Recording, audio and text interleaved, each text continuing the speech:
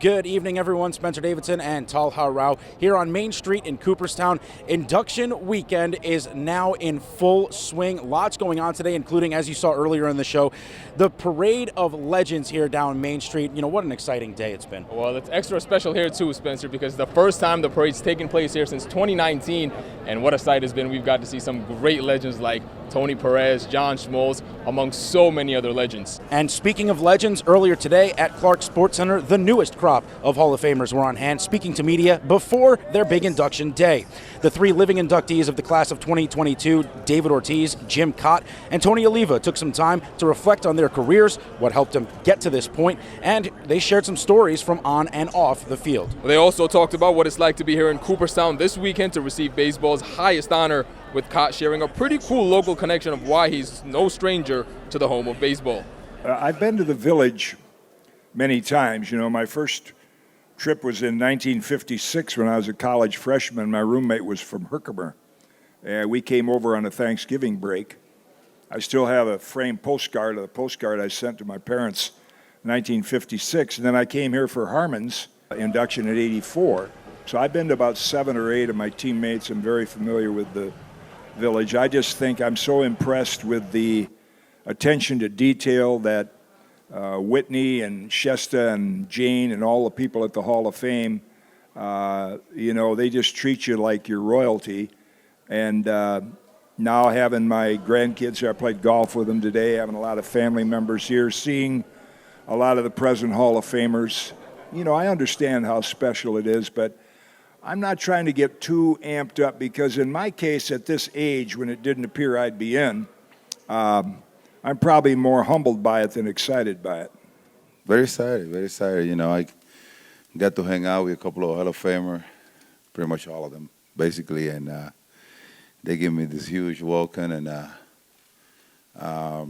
you know, throughout my career, I get to meet all of them pretty much, and it's an honor. It's a quiet honor. Tony and also Gene Cat, those guys have been around for a long time, and you know Tony. Tony was always there with us, spending time, telling us what to do. You know, he always wanted the best for us. So it's amazing, and I'm very surprised, you know, that I'm gonna go to the Hall of Fame, you know, exactly in the same date that Tony and Mr. Gene Cat are going into. You know, it's an honor. The people change my name. They used to call me Tony O or number 6 or so and so. Now they call me Hall of I think it's good. So I play for Minnesota. I've been for Minnesota for 61 years. Many great things happened to me in Minnesota. They built a beautiful statue for me in front of the stadium. I never dreamed of something like that to happen to me. Who believe it? The guy from the farm in Cuba go have a statue in front of the stadium here in America. It was unbelievable.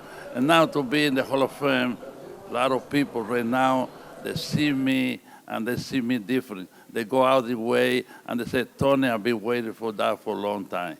That was more important for me.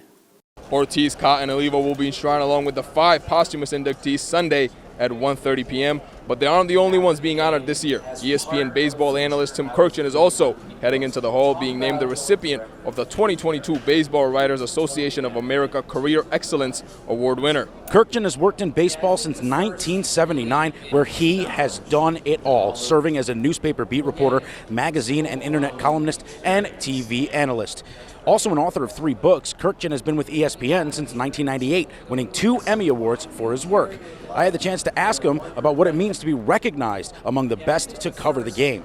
It's an overwhelming experience, and I look at this award that I won, and at least now I can acknowledge that all those days away from home, all those weekends that I worked, and I'm still working weekends, nights, and away from home all the time, that it was all worth it now.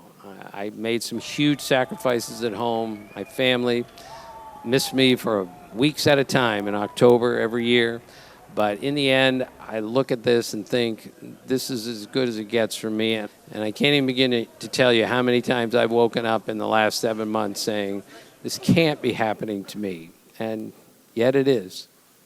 And we're just hours away from these guys being immortalized. And if we saw anything at the parade, Spencer, Cooperstown is ready for that induction. Yeah, Cooperstown has been ready for about 3 years. Obviously, last year's was great, a one-day event. Nothing like having this full weekend. Well, induction Saturday is complete, and the only thing left is to get 7 new members enshrined in baseball's highest fraternity. That'll do it for us. For Talha Rao, I'm Spencer Davidson in Cooperstown.